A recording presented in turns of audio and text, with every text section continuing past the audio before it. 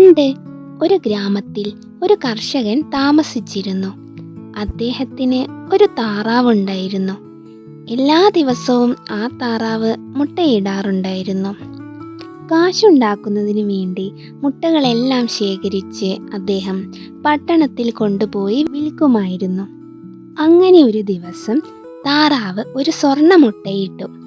എല്ലാ ദിവസവും താറാവ് സ്വർണ്ണ മുട്ടയിടാൻ തുടങ്ങി. അങ്ങനെ കൃഷിക്കാരൻ ഒരു പണക്കാരനായി മാറി.